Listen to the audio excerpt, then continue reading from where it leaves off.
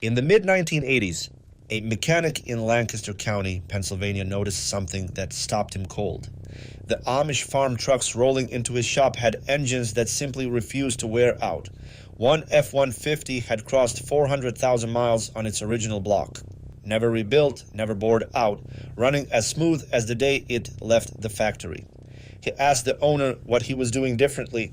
The answer was not a brand name product, not a dealership service interval, not anything the mechanic had learned in trade school.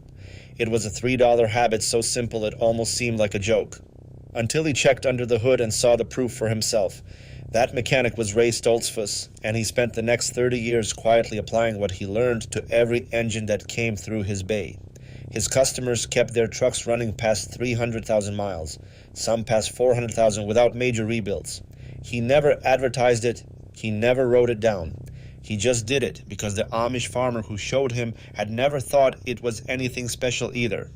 That is the thing about genuinely useful knowledge. The people who hold it rarely realize they are sitting on something the rest of the world is paying dearly to avoid learning. So what was it? We will get there, and when we do, the science behind it will make the answer feel obvious in hindsight. But first, let us understand why most engines die long before they should, because the answer to that shapes everything else. The number one killer of internal combustion engines is not heat, not detonation, not even neglect in the way most people picture it. It is cold start wear. Studies from the University of Birmingham's engineering faculty, published in tribology journals throughout the 1990s, found that somewhere between 60 and 75% of all engine wear happens in the first 30 seconds after a cold start. Read that again. 3/4 of the total wear an engine accumulates over its entire life happens before the oil has even fully circulated. The reason is simple physics. When an engine sits overnight, oil drains down off the cylinder walls, off the cam lobes, off the bearings, and pools in the sump. The first time those metal surfaces move against each other, they are essentially dry. A fully warmed engine running at highway speed is actually doing less damage to itself than a cold engine idling in your driveway on a January morning. That is not intuitive. That is also the core of everything that follows. Now, here is where the Amish habit enters the picture and where Ray Stoltzfus had his moment of real understanding. The farmers were not doing anything dramatic. They were adding a small amount, roughly 1 tablespoon, of pure castor oil to their engine oil at every oil change. Castor oil, not a synthetic additive from an auto parts store, not a dealer-approved supplement, the same stuff that has been pressed from the Ricinoleic communist plant for thousands of years, available at any pharmacy or grocery store for about $3 a bottle. So why does it work? Here is the mechanism, and this is where it gets genuinely interesting. Conventional motor oil, whether conventional or synthetic, is what chemists call a physically adhering lubricant. It coats surfaces, but it does not bond to them. When an engine sits, gravity wins and the film drains away. Castor oil behaves differently at a molecular level. It contains a compound called ricinoleic acid, which makes up about 90% of its fatty acid content. Ricinoleic acid has a hydroxyl group attached to its carbon chain, and that hydroxyl group causes the molecule to form a weak but persistent chemical bond with metal surfaces. It does not just sit on top of the metal, it clings to it. Think of it like the difference between water on a dry cutting board and oil on a seasoned cast iron pan. The cast iron holds the film even after you tip it sideways. A cylinder wall treated with a small amount of castor oil does something similar. It retains a protective molecular layer even after the engine has been sitting for 12 hours or more. When that cold start happens, those first critical seconds of dry metal on dry metal contact are no longer dry.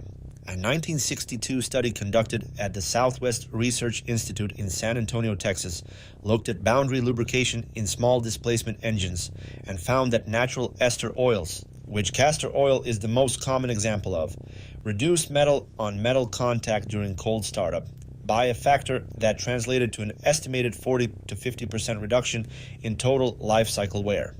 That study was filed in a technical report series shared among researchers and never made it into consumer automotive literature. It is not hard to understand why. Follow the money and the answer gets uncomfortable fast. The engine additive market in the United States alone is worth over $2 billion annually. The oil change service industry is worth considerably more. Both of those industries depend on engines wearing out on a predictable schedule. A $3 bottle of castor oil that measurably extends engine life does not fit that business model. Not because it does not work, because it works too well and too cheaply. Now, this channel does not do miracle cures, and it is worth being honest about what castor oil will and will not do. If your engine already has worn rings, a scored cylinder wall, or a bearing that is starting to knock, a tablespoon of castor oil is not going to fix that. There is no going backward. What this does is slow the accumulation of wear on an engine that is still in good mechanical condition. It is a preventive measure, not a repair. It also has a limitation worth knowing. Castor oil has a lower oxidation stability than modern synthetics, meaning it can contribute to varnish deposits in very high mileage, high heat applications if used in large quantities. The key word there is quantities. 1 tablespoon per oil change mixed into 4 or 5 quarts of your normal oil is a concentration of roughly 0.5%. At that concentration, the protective effect is present and the varnish risk is negligible. The Amish farmers were not dumping it in by the cup. They were using a measured minimal dose, which is exactly what the old engine builders who first adopted it in aircraft engines during the 1930s also did. So here is exactly what Ray Stoltzfus eventually settled on, and what produced the high mileage engines he was seeing. At every oil change, add 1 level tablespoon of 100% pure castor oil, the kind sold as a laxative in pharmacies, to your fresh oil before you start the engine. That is the entire procedure, 1 tablespoon. It costs you about 30 cents per oil change if you buy a standard 8-ounce bottle for $3. For that 30 cents, the molecular film it leaves on your cylinder walls, cam lobes, and the lifter faces survives overnight. Survives a week of sitting. Potentially survives a month. The next cold start is not a dry start. If you want to go 1 layer deeper, and this is something most people, even in old school mechanical circles, have never heard, castor oil's adhesion to metal is actually stronger at lower temperatures than at higher ones. This is the opposite of most lubricants, which thin out and flow away more readily as temperature drops. Castor oil's Ricinoleic acid bonds tighten slightly as the metal cools. So the very conditions that make cold starts most damaging, a cold engine, cold metal, cold oil in the sump, are exactly the conditions under which castor oil is holding on the hardest. The protection is strongest precisely when you need it most. That is not a coincidence. That is chemistry doing its job in a way that was understood by racing engine builders in the 1940s and quietly pushed off the shelf when petroleum-based synthetics became the profitable option. This is what they took from you. Not a product, a piece of common knowledge that used to live in every farm community in this country and quietly disappeared when there was money to be made selling you something more expensive instead. Ray Stoltzfus retired in 2011. Before he did, he said the single biggest thing he had changed about how he maintained engines was that 1 tablespoon of castor oil added to every oil change for every vehicle that came through his shop. He said he could tell the difference when he pulled the valve covers. Less varnish, less wear on the cam lobes, less scoring on the lifter bores. Clean metal even at high mileage, $3, 1 tablespoon, 30 years of proof.